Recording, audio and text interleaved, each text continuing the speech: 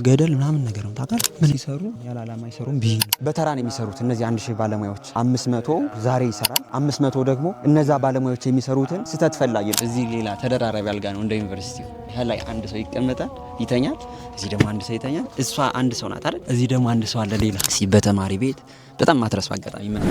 ሰላም እንደምን አላችሁ? ዛሬም በሌላ ቪዲዮ ተመልሰናል። ዛሬ እንግዲህ ለወስዳችሁ ያሰብኩት ሌላ ቦታ ነበር። አሁን ያለሁት አጼ ፋሲል ቤተ መንግስት ላይ ነው። በዚህ አጼ ፋሲል ቤተ መንግስት አንድ ቦታ አይተን እዚህ ወጣን ደግሞ 3 ኪሎ ሜትሮችን የምንጓዝ ይሆናል። ዛሬ በቪዲዮአችን አስደናቂ ሴትን የምንመለከት ይሆናል። ሴት እንግዲህ በአመራር ጥበቧ እጅግ አስደናቂ፣ ለሴቶችም የሙያ እናታቸው የተባለች ትጠራለች። መሪ ናት፣ ንግስት ናት። በነገስታት ታሪክ ስሟን በወርቅ ቀለም ያጻፈች ጀግና ሴት ናት። በዚህ በአጼ ፋሲል ቤተ መንግስት ያሳረፈችውን አሻራ አይተን ከዚህ ወጣን ደግሞ ወደ 3 ኪሎ ሜትሮችን ተጉዘን የሚገርም ቦታን የምናይ ይሆናል። እንደምታዩት እንግዲህ የአጼ ፋሲል ቤተ መንግስት አሁን ላይ በአስደናቂ ሁኔታ ነው እድሳት የተደረገለት። ዛሬ እንግዲህ አስደናቂ የሆነች ሴትን ነው የምንመለከተው። በዚህ በአጼ ፋሲል ቤተ መንግስት የመጨረሻውን ቤተ መንግስት ያነጸች ሴት ናት። ትልቅ ታሪክ አላት። እጅግ በጣም ትልቅ የሆነ ስራንም ለኢትዮጵያ ሰርታለች። በጣም ብዙ ሴቶች በኢትዮጵያ ይነሳሉ፣ እነ ንግስት ሳባ፣ እነ ህንደኬ፣ ሌሎችም። ግን እችን ሴት ብዙም የሚጠራት ሰው የለም። ወደ ቦታው ደርሰን ማን እንደሆነች አብረን የምናይ ይሆናል።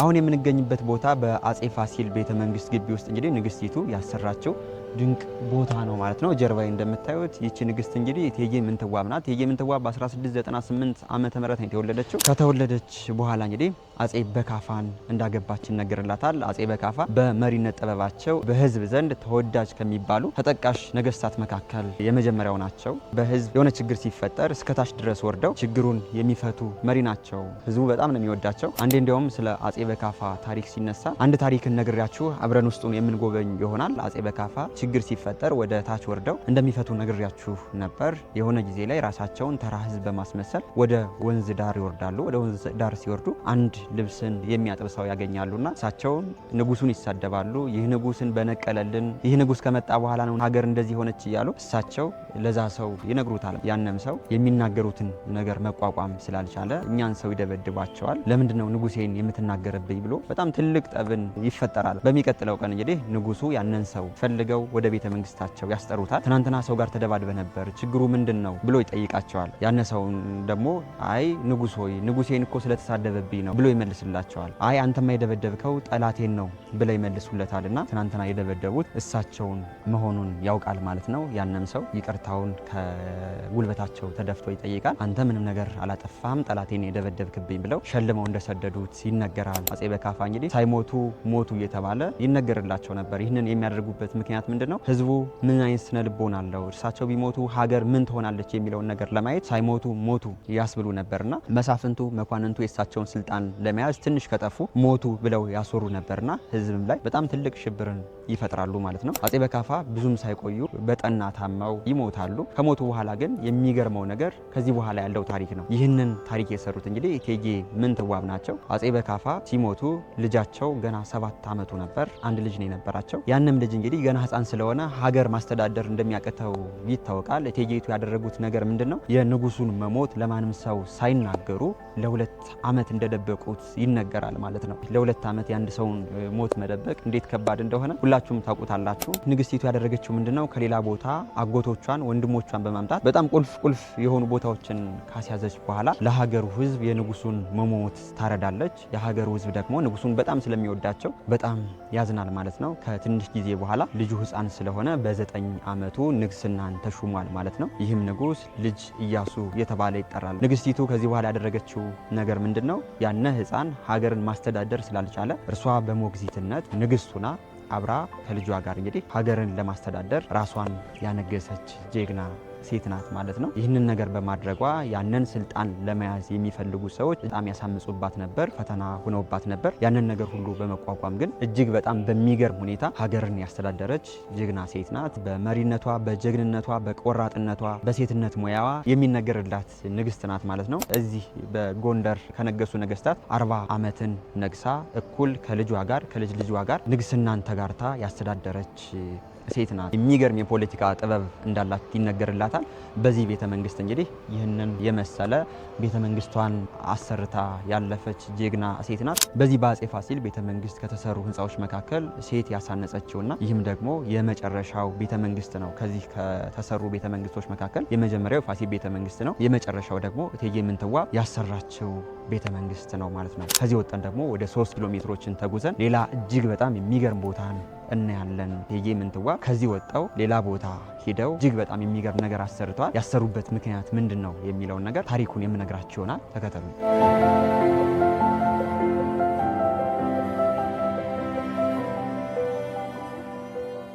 ባረኛው ኢያሱና የእቴጌ ምንትዋብ ቤተ መንግስት ይላል። ቤተ መንግስቱ ይህን ይመስላል። በመስታወት አድርጎ የሰራው ጣሊያን ነው። ጣሊያን እንግዲህ ኢትዮጵያን ወሮ በነበረበት ዘመን ይህንን የእቴጌ ምንትዋብን ቤተ መንግስት እጅግ በሚገርም ሁኔታ በሩን ቀይሮለታል።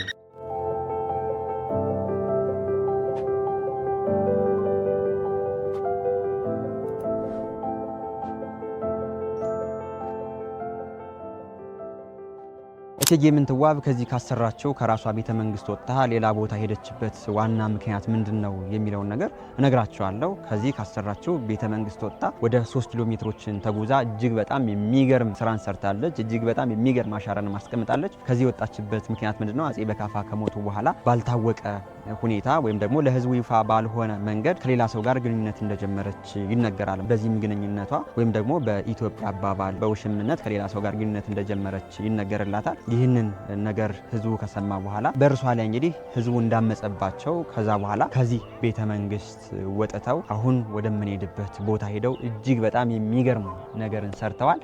የሰሩት የሚገርም ነገር ምንድን ነው የሚለውን ነገር አብረን ሂደን የምናይ ይሆናል።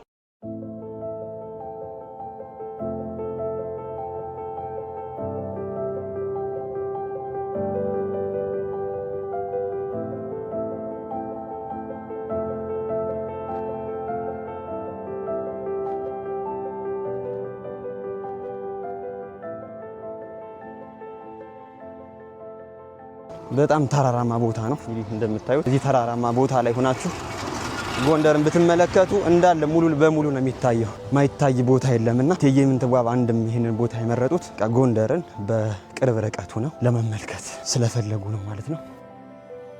አገልግሎት ጥሩ ነው አይደል? ስንት ተማሪ አለ ቅኔ ቤቱ ጋር? አሁን አለ 300 ምናምን ተማሪ። የእውነት የት ነው የሚያድሩት? ማለቴ 300 ምናምን ተማሪ አሁን ጎጆ ቤት አለ። ብዙ ነው 300 ምናምን ተማሪ እኮ በጣም ብዙ ነው ብዬ ነው። የሚበላው ነገር ምናምን የት እያገኘ ነው 300 ሁሉ እንደዚህ ያለ ነው በቃ እየተከሰ ይሰጣል። ማን ነው በጀታውን የሚሰጠው? ማለቴ እግዚአብሔር ይባርካችሁ። በጣም ደስ ይላል። እንዴት ነው ታዲያ አብነት ትምህርት? አሪፍ ነው ማለት ነገ በኋላ እንግዲህ እናንተ ተምራችሁ ነው ቤተክርስቲያን የምትይዟት። ነገ በኋላ መምህር፣ የቅኔ መምህር፣ የመጽሐፍ መምህር፣ የአቋቋም መምህር፣ የቅዳሴ መምህር የምትሆኑትና ግን ልፋት አለው አይደል? አይደል? ሰው ለፍቶ ነው የሆነ ደግሞ ለፍቶ ምናምን ነው መጨረሻ ላይ ያው ካሰበበት የሚደርሰው እንጂ ዝም ብሎ ከእናት ወር ተፈጥሮ ምናምን የሚታወቅ እውቀት የለም። ጎጆ ቤቶች ያምራሉ። አንተ ሩቅ ነው ሳያቸው በጣም ደስ ነው የሚሉት። ያንተ ጎጆ ቤት የት ናት? እመጣለሁ ቤተክርስቲያኑን ጎብኝቼ። እንዴት እንደምታዩት ይህ የቅኔ ቤቱ ነው። ጎጆ ቤቶች እጅግ በጣም የሚያምሩ ናቸው። ይህንን ቦታ ነው ገብተን ምን ጎበኘው። ያያችሁት ከሆነ በውጭ ነው አጥሩ በጣም ያምራል። እዛ በኋላ ደግሞ እንደምታዩት ደግሞ የድሮ ግንቦች ይታዩናልና ውስጥ ላይ ገብተን የተሰሩ ታሪኮች ምንድናቸው፣ አሁንስ ምን የምናየው ነገር አለ የሚለውን ነገር አብረን እንግዲህ ገብተን የምናይ ይሆናል።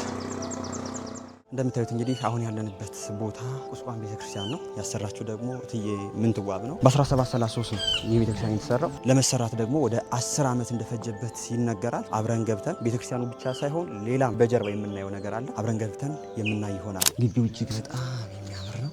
ቤተክርስቲያኑ ውስጡን እስከማሳያችሁ እጅግ በጣም ቸኩያለሁ። ትንሽ ረጋ ብላችሁ እንድትገቡ ብዬ ነው። ተሳለሙ እናንተ። በሩን እንዳያችሁ ወጥ ነው። ክትትል ሆነ ነገር የለውም። እጅግ በጣም የሚያምር የጥንት መሆኑን እዩት። ያለው ነገር ሰው የሚሳለምበት የሚገባበት የሚወጣበት ይሄ ወዝ ጠገብ ወይም ደግሞ እድሜ ጠገብ በር ነው ማለት ነው። እንገባለን። ወዘ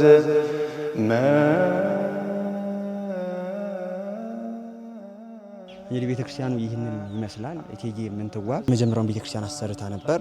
ከዛ ቤተክርስቲያኑን እንደገና እንግሊዝ አፍርሶት ነበር። በኢትዮጵያ የወረራትን የጣሊያንን ጦር ለማስወጣት እንግሊዝ የጦር የአየር ድብደባ ያደርግ ነበርና ብዙ ጊዜ የጣሊያን ወታደሮች የሚሸሸጉት በቃ ግንብ ባለበት ቦታ ነው። ግንብ ያለበት ቦታ ደግሞ አብዛኛውን ጊዜ ጎንደር ላይ ቤተክርስቲያን ስለሆነ ይህም ቤተክርስቲያን በዛኔ በእንግሊዝ ባደረገችው የአየር ድብደባ እንግዲህ ፈርሶ ነበር ማለት ነው። እንደምታዩት ነው። ከዛ በኋላ አጼ ስላሴ እንደገና አሳድሰውታል። አሁን ደግሞ ከ3 ዓመት በፊት ደግሞ እንደገና አሁን ያለው ትውልድ እንግዲህ በዚህ መልኩ አሳድሶታልና ግቢው እጅግ በጣም የሚያምር ነው። በጣም እድሜ ጠገብ የሆኑ ዛፎች አሉበት። ደብረ ብርሃን ስላሴ ያሳይቻችሁ ነበር። እጅግ የሚገርሙ ነገሮች እንዳሉበት ጽድ፣ ወይራ፣ ሌሎች ሀገር በቀልና የውጭ ሀገር ዛፎች ነበሩበትና አብረን ገብተን ደግሞ የምናይ ይሆናል ማለት ነው።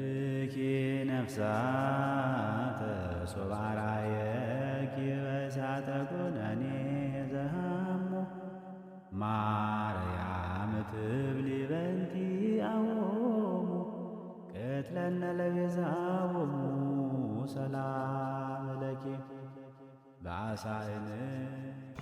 ቤተክርስቲያኑ እጅግ በጣም የሚያምር ነው። የጥንት ቤተክርስቲያን ነው። መስኮቱ እንደምታዩት እንግዲህ ብረት ይመስላል፣ ግን ብረት አይደለም። የሆነ እንደ ቀርከሃ ነገር ነው። ያው እንግዲህ እንደምታዩት ነው። እቴጌ ምንትዋብ ይህንን ቤተክርስቲያን ብቻ ሳይሆን እዚህ ላይ እጅግ በጣም ድንቅ የሆነ ነገር ሰርታለች። እዚህ ከቤተክርስቲያኑ ጀርባና ታሪኩም ሁሉም ነገር ያለው እዛ ነው። ያንን ገብተን የምናይ ይሆናል። ክርስቲያኑ ላይ ግን ያሉ እንቁላል ግንቦች በስርዓት እንደተያዙም ያስታውቃል። በጣም እጅግ በጣም የሚያምሩ ናቸው። ሲንገባል ነበር ሲኛ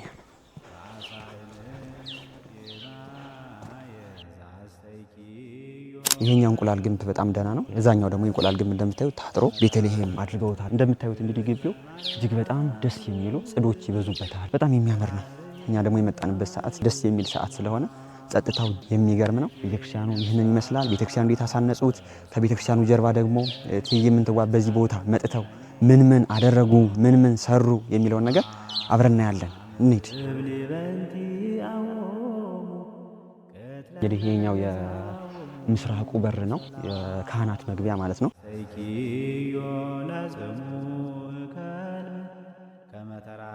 እንግዲህ ከቤተ ክርስቲያኑ ቅጥር ወጥተ ከዚህ ጀርባ ደግሞ እቴጌ ምንትዋብ ያሳረፉትን አሻራ ልናየገባን ነው። ዋው!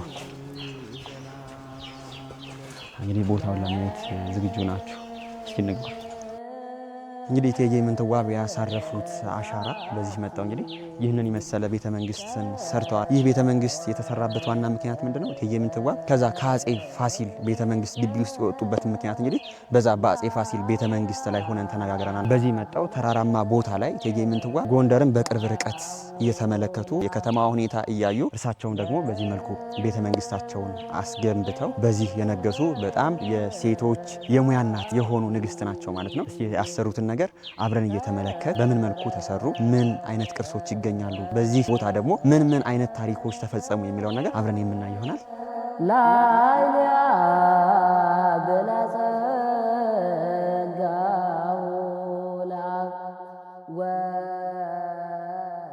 እንግዲህ እንደምታዩት ይሄ ቦታ እዚህ ላይ ፈርሶ ነው የሚገኘው እና ይህንን እቴጌ ምንትዋብ አሰርተውት የነበር ምንድነው የመንደር ሴቶች መጥተው ጠላ መጥመቅ፣ ሌሎችም የሴቶች ሙያ የሚባሉ ነገሮችን እዚህ የሚማሩበት ትምህርት ቤት ነበር። የሚገርመው ነገር ደግሞ ዶሮ 12 ብልት እንዲኖረው አድርገው ስርዓት የሰሩለት እንግዲህ ለዶሮ እቴጌ ምንትዋብ ናቸው። አብዛኞቻችን ሁላችንም ዶሮ 12 ብልት እንዲኖረው አድርገን ነው የምንሰራውና ይህ የሚሆንበት ምክንያት ግን ምን እንደሆነ አናውቀውም። ይህንን የሰራች ግን ድንቅ የሆነች በአመራር ጥበቧ በጣም እንግዲህ መሪ ፖለቲካዋ ከባድ ነው የምትባለው እንግዲህ እቴጌ ምንትዋብ ናት። እዚህ ላይ እንግዲህ አሁን ላይ ቅርሱ ፈርሷል ማለት ነው። እናያለን።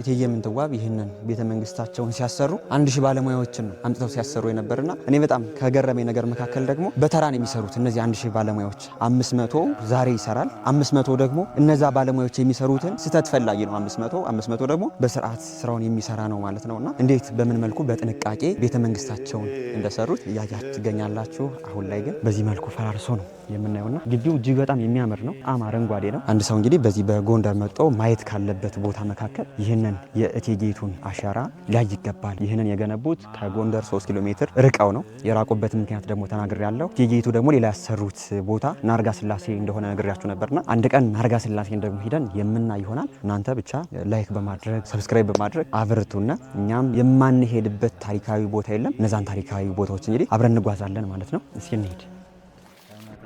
ይሄ ደግሞ የእቴጌ ምንትዋብ የግብር ቤት ወይም ደግሞ የምሳ አዳራሽ የሚባለው አዳራሽ ነው። ሰፊ ነው፣ እጅግ በጣም የሚያምር ነው። አሁንም ጣራ የለውም፣ እያያችሁ ትገኛላችሁና እኔ ከዚህ ታሪክ ከገረመኝ ነገር መካከል ድሮም በህፃነታችን የምናውቀው ነገር ነው። እቴጌ ምንትዋብ አንድ የውጭ ሀገር ዜጋ ወደዚህ ሀገር ይመጣል። እሱም ደግሞ ጄምስ ብሩስ ይባላል። አብዛኛዎቻችሁ ታውቁት ይሆናል ብዬ ተስፋ አደርጋለሁ ታሪኩን ስትሰሙ። ይህም ጄምስ ብሩስ የሚባለው የታሪክ አጥኚ ነው። ከእንግሊዝ ከስኮትላንድ የመጣ ሰው ነውና ዋና የመጣበት ምክንያት ምንድነው? የአባይን መነሻ ለማየት ወይም ደግሞ የግዮንን መነሻ ለማየት ነበር ወደዚህ ሀገር የመጣው። እቴጌ ምንትዋብ ግን እርሱን ሳያውቁ እርሱ ወደ ኢትዮጵያ ሲመጣ እዚህ መጦ እንዲቀመጥ ቤት ሰርተውለት ነበር። ይህን ያደርጉበት ምክንያት ምንድነው? ይህ ጄምስ ብሩስ የጽሁፍ ባለሙያ ስለሆነ የስዕል ባለሙያ ስለሆነ በጣም ብዙ ስራዎችን ይሰራልኛል ብለው ነው አስቀምጠውት የነበርና ወደ 7 ዓመት ጄምስ ብሩስ እዚህ ተቀምጦ ነበር። ወደ 7 ዓመት ሲቀመጥ ደግሞ እቴጌ ምንትዋብ 3 ልጆች ነበሯቸው። አጼ በካፋ ከሞተ በኋላ ሌላ ሰው ይዛ እንደነበር እንግዲህ ነግሬያችሁ ነበር አይደል? ከዛ ሰው እንግዲህ 3 ሴት ልጆችን ወልዳ ነበር። ከ3 ሴት ልጆቿ እንግዲህ አንዷን ለጄምስ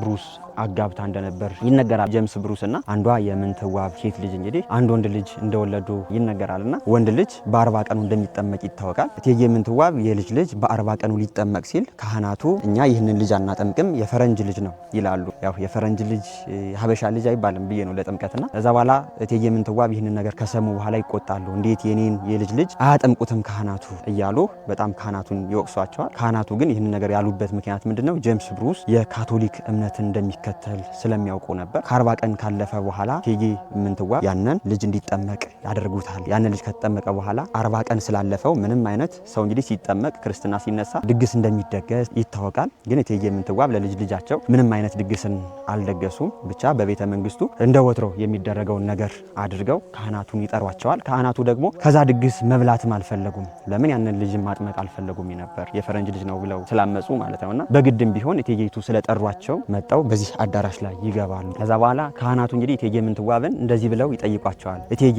ይሄ የአዳራሹ ጣራ የተሰራው በምን ነው ብለው ይጠይቋቸዋል። እንግዲህ እቴጌይቱ ደግሞ አይ ልጆች አታውቁም ወይ? የተሰራው በዝግባ በወይራ በደንበቃና ይሄ ግማርዳ በሚባል እንጨት ነው። እንዴት ይሄንን ነገር እስካሁን አታውቁም ብለው ይመልሱላቸዋል ካህናቱና እነርሱ ደግሞ ካህናቱ የፈለጉት ነገር ምንድነው? ይሄ ግማርዳ የሚለውን ቃል ነበርና አይ እውነት ነው ዛሬ እቴጌይቱ ግሙን አርዳን ያበላችን ብለው እቴጌይቱ ላይ በቅኔም ቢሆን ትንሽ ሸንቆጥ እንዳረጓቸው ይነገራል። እቴጌይቱ ይሄንን ከሰሙ በኋላ ካህናቱ እንዴት ያሸንፉኛል በማለት በዚህ አዳራሽ ላይ በጣም ትልቅ ድግስ ደግሰው ካህናቱን ይጠራሉ። ብዙ ዘበኞችን አስቆመው ማንም ካህን መብላትም መጠጣትም ይችላል፣ ግን ደግሞ ከበላ ከጠጣ በኋላ ምንም አይነት በውጭ ወጥቶ መጸዳዳትም አይችልም ይላሉ። ከዛ በኋላ ካህናቱ ይበላሉ፣ ይጠጣሉ። እንደ ማንኛውም ሰው ሽንት ይመጣል። እነዛ ሰዎች ሊጸዳዱ ወይም ደግሞ ሊሸኑ ሲፈልጉ ዘበኞቹ ተከልክለናል አናስወጣም ይሏቸዋልና ከዛ በኋላ አንድ አለቃ ኤልያስ የሚባል ሊቅ እንግዲህ ሂዶ እቴጌ ሆይ 500 እና 500 ስንት ነው ብለው ይጠይቋቸዋል። ከዛ በኋላ እቴጌይቱ ምን አሉ? አይ ልጆቼ ይህን ነገር እንዴት አታውቁም ሽናዋ ይላሉ። ከዛ በኋላ ካህናቱ ሽናው ተብለናል ብለው በዚህ አዳራሽ ላይ እንደሸኑበት ይናገራልና ይህ አዳራሽ ከዛ በኋላ ሽናው አዳራሽ ይባላል። እስኪ አብረን ያለውን ነገር የምናይ ይሆናል።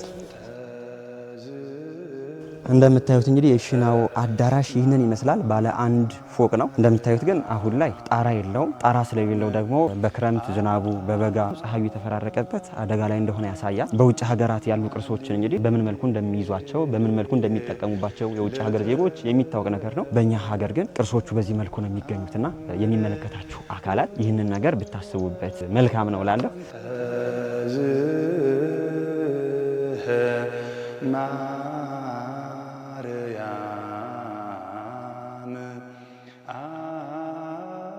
እንግዲህ እቴጌ ምንትዋብ በዚህ በሽናው አዳራሽ ላይ ወይም ደግሞ በግብር ቤቱ ላይ ቤቱን ሲያሰሩ እዚህ መስኮት ላይ ይህንን መስቀል አሰርተዋል። እዚህ ከዋናው በር ላይ ደግሞ እንደምታዩት የአባ ሳሙኤል ዘዋልድባ ምስል ይታያል። አንበሳ ላይ ተቀምጠው አባ ሳሙኤል ይታያል እና ይህንን ከላይ አባ ሳሙኤልን አድርገው አሳንጸውታል። እዚህ ላይ ደግሞ እንደምታዩት ዝሆን ነው የሚታየው ከዚህኛው መስኮት ላይ። እዚህኛው መስኮት ላይ ደግሞ እቴጌይቱ ያሰሩት በዛ ዘመን የነበሩ ከግብጽ የመጡ የጳጳሳትን ምስል ነው። ከዚህኛው መስኮት ላይ ደግሞ ሌላ መስቀል አሰርተውበታል ማለት ነው። እዚህኛው መስኮት ላይ ደግሞ አንበሳ ያው ፈርሶ እያየሁ እንገኛለሁና ከዛ ከላይ ከፎቁ ላይ ሆነን ጎንደርን ወደ ታች ብንመለከት እጅግ ቁልጭ ብሎ ነው የሚታየው። የማይታይ ቦታ የለም። እቴጌይቱ እንግዲህ ይህንን ቦታ በዋነኝነት የመረጡበት ምክንያት ምንድነው? ፋሲል ቤተ መንግስት ጥለውት የመጡት ልጃቸው ልጅ ኢያሱ ለማስተዳደር የበቃ እንዳልሆነ ሕፃን እንደሆነ ይታወቃልና እንዲያው እሱ ጥፋት ቢሰራ ከሀገር ሳይርቁ እዚህ ሆነው ያለውን ነገር እንዲቆጣጠሩ ይህንን ቦታ መርጠው ይህንን ድንቅ የሆነ አሻራን አስቀምጠዋል። ወደዛ ደግሞ ሂደን ጄምስ ብሩስ የነበረበትን ቤትና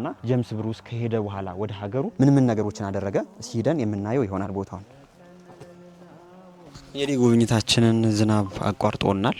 ይህ ቤት ደግሞ የጄምስ ብሩስ የነበረበት ቤት ነው ማለት ነው። እንግዲህ ወደ መሀል እንዳልሄድ ምንም ጣራ ስለሌለው ዝናብ ስለሚመታኝ ነው። እንደምታዩት ነው። መጽሐፍ መደርደሪያ አለው ተደርጎለታል። እጅግ በጣም የሚያምር ነው የጄምስ ብሩስ የነበረበት ቤትና የሚገርማችሁ ጄምስ ብሩስ ከኢትዮጵያ ከወጣ በኋላ መጽሐፈ ሄኖክን እቴጌይቱ ያስደረሱትን የራእይ መጽሐፍ ሰርቆ የሄደው ጄምስ ብሩስ ነው ማለት ነው። እቴጌይቱ ግን ይህንን ነገር አያውቁም ነበር። ጄምስ ብሩስ ማን እንደሆነ ምን ፈልጎ እንደመጣ ስላላወቁ ነው በዚህ ቤት ሰርተው አስቀምጠውት የነበር። አሁን ላይ ጄምስ ብሩስ ከወሰደ በኋላ በእንግሊዝ በሚገኘው ሙዚየም የራእይ መጽሐፍ እንግዲህ የሚጎበኝ ሆኗል ማለት ነው። ቅርስነቱ ባለቤትነቱ ግን የኛ የኢትዮጵያ ነበር ማለት ነው። እንግዲህ መጽሐፍ መደርደሪያው ነው የጄምስ ብሩስ ላይ መጽሐፍ ይደረድራል። መጽሐፈ ሄኖክና ከራእይ መጽሐፍ ሌላ ደግሞ ወደ 800 መጽሐፍትን ነው ከዚህ ከኢትዮጵያ ሰርቆ ይዞ የሄደው። ወልድኪ ነፍሳተ ሶባራየኪ በሳተ ኩነኔ ዘሃሞ ማርያም ትብሊ በንቲ አዎሙ። ወድቄ ነው እዚህ አንስቼ ነው ወደ ታች ወድቄ ነበር እና እቴጌ ምንትዋብ እጅግ በጣም ትልቅ አሻራን ጥለው ያለፉ ሴት መሪ ናቸው ማለት ነው። እጅግ በጣም ፖለቲከኛ እና አገርን ደግሞ በስርዓት ያስተዳደሩ እናታችን ናቸው ማለት ነው። እንግዲህ ሴት እህቶቻችን ከዚች ከእቴጌ ምንትዋብ ትልቅ ትምህርት ሊወስዱ ይገባል። እንዲሁም ደግሞ ለወንዶች የመሪነት ጥበብ ሲያስተምሩ እንደነበር ይነገርላቸዋል ማለት ነው።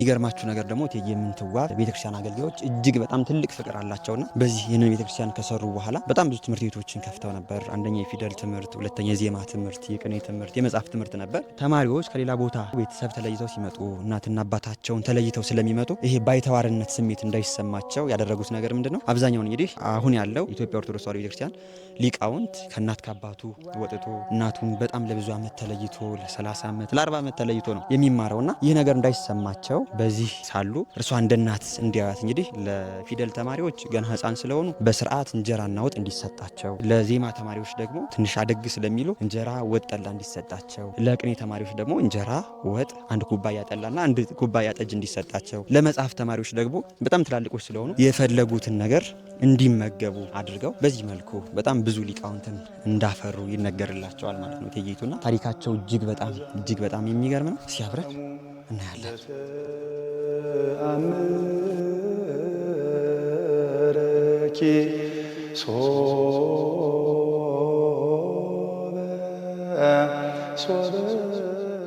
በዚህ ቦታ ስትመጡ እንግዲህ መንፈሳችሁን አድሳችሁ ትሄዳላችሁ። እዚህ ቦታ መቅረት አይቻልም። አብሶ ደግሞ ሰው ጎንደር መጥቶ ማየት ካለባቸው ቦታዎች መካከል ፋሲል ግንብ እንዳለ ሁሉ የቅድስት ሥላሴ ቤተክርስቲያን፣ የቁስቋም ቤተክርስቲያን እና ሌሎች ቦታዎችን ደግሞ አብረን የቆየን የምንመለከታቸው የምንጎበኛቸው ይሆናል። ያምራላል። ቦታው ደስ ነው የሚል በጣም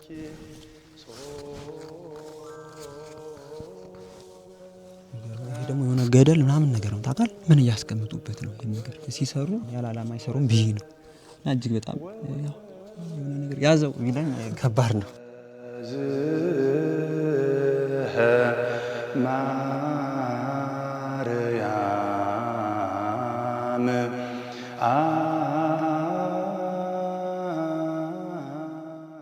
እቴጌ ምንትዋብ እንግዲህ በዚህ መልኩ ይህንን ድንቅ የሆነ አሻራን አስቀምጠዋል። ከዚህ ቤተክርስቲያን ደግሞ የእቴጌ ምንትዋብ ካረፉ በኋላ አጽማቸው ይገኛል። የአጼ በካፋ አጽም አለ። የልጃቸው የልጅ ኢያሱም አጽም ተቀምጦ እንግዲህ ሙዚየም ውስጥ የመጣ ቱሪስት እየጎበኘው ይሄዳል ማለት ነው። በዚህ ሙዚየም ውስጥ እንግዲህ በጣም ብዙ ብራናዎች አሉ። እጅግ በጣም ብዙ ቅርሶችን እንደያዘ ይነገርለታል ማለት ነው። ሙዚየሙን ገብተን እንዳናይ የሙዚየሙ ተቆጣጣሪ አሁን ላይ እንግዲህ በአንዳንድ የግል ጉዳዮች ስለሌለ እንግዲህ ገብተን ማየት አልቻልንም። እቴጌ ምንትዋብ እንግዲህ እንግዲህ ይህንን የመሰለ ድንቅ አሻራቸውን አስቀምጠዋል። እንግዲህ ከዚህኛው ከቤተ መንግስቱ ወጥተን ወደ ቤተ ክርስቲያኑ የምንገባበት በር ይህንን ይመስላል።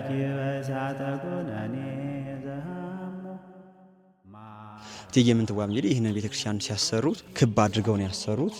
ቤተክርስቲያኑ እጅግ በጣም የሚያምር ነው። ለጸሎት በጣም ደስ ይላል። እዚህ መጣችሁ ቁጭ ስትሉ መንፈሳችሁ እንዴት እንደሚታደስ ያው መጣችሁ ብትመለከቱት መልካም ነው ላለሁ። የድሮ ቤተክርስቲያኖች አብዛኛውን በጎንደር የተሰሩ ቤተክርስቲያኖች የሴቶች ቅጽርና የወንዶች ቅጽር ይታጠራል። እዚህ እንግዲህ የሴቶች ወደዚህ ነው፣ የወንዶች ወደዚህ ነው። አብዛኛውን እንግዲህ እዚህ ቁስቋም ያሉ የእንቁላል ግንቦች በቃ በደህንነት የሚገኙ ግንቦች ናቸው ማለት ይቻላል። በቤተክርስቲያን ያጠሩት የእንቁላል ግንቦች ማለት ነውና ቤተ መንግስቱ ኦልሞስት ምንም ነገር የለውም፣ ፈርሷል። ቅድም ገብታችሁ እንዳያችሁት ነው። ግን ደግሞ የፈረሰውን ነገር በጥቂቱም ቢሆን በስርዓት ይዞ እንዲቆይ ማድረግ መልካም ነበር። ያን ነገር ግን አልሆነም። እነዚህን ቤተክርስቲያን ላይ ስናስተውል መንፈሳችን እጅግ በጣም ታድሶ እንመለሳለን። ቤተክርስቲያኑ እንግዲህ የጸሎት ቦታ ነው። በጣም ጭልል ያለ ቦታ ነው። ሰው እንግዲህ በዚህ መጥቶ ጸሎት ሲያደርግ እንዴት አይምሮ ክትት እንደሚል እንዴት ልቦናው እንደሚሰበሰብ እንግዲህ ሳሉት እስኪ ያለውን ነገር ቁስቋም ቤተክርስቲያን ይህንን ይመስላል። ከዚህ ወጣን ደግሞ የቅኔ ተማሪዎች ቅድም ያያችሁት ልጅ እንግዲህ መንገድ ላይ ያገኘነው ልጅ አብረን ምሳ እንበላለን ብየው ነበርና ካገኘ ነው አብረን እሱ ጋር ምሳ የምንበላ ይሆናል። ምሳ የምንበላው ግን እኛ ጋብዘነው ሳይሆን እርሱ ለምኖ ካመጣው ምግብ ላይ ይሆናል ማለት ነው። እስኪ ይቅናህ በሉኝ። እኔም በጣም እርቦኛል፣ ካሜራማኑ እጅግ በጣም እርቦታል። አብረን ሂደን እንግዲህ ልጁን ካገኘነው ምሳ እንበላለን፣ ካላገኘነው ደግሞ ሌላ ሰውን አንቀን ይዘን ምሳ ስጡን እንላለን ማለት ነው። እንሄዳለን። ከመተራኪ ቅድመ ማርያም ርግብ ተራሪ ለቤዛ ሰላም። ይሄ ደግሞ የሚያስገባው ወደ ምንድን ነው? ወደ ቤተ መንግስቱ ነው ማለት ነው። ቤተ መንግስቱ በዚህ አድርጎ መግባት ይቻላል። ቅድም በዛኛው ነበር የወጣ ነውና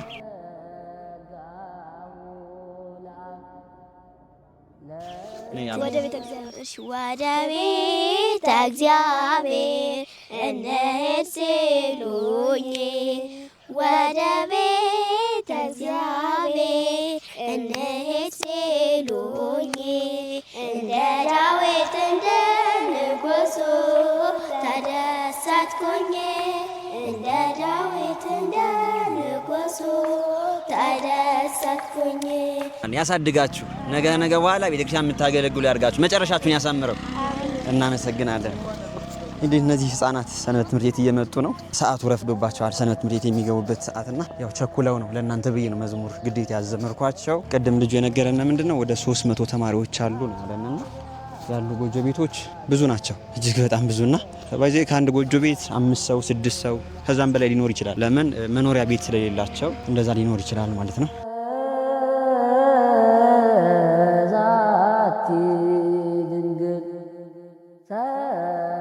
ሰላም አላችሁ፣ እንዴት ናችሁ?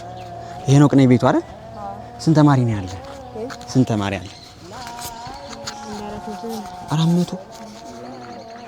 አይ ጥሩ ነው። የትኛው ነው እናንተ ጎጆ? ሲያሳይኝ ታስጎብኛላችሁ? ምሳ አለ? ምሳ አለ? የት ነው እናንተ ቤት? እቺ ናት እናንተ ቤት? ስንት ሰው ነው የሚኖረው እዚህ? 4 ሰው። ምሳ አለ? ምሳ የለም? ችግር የለም ያሉኝ ነው።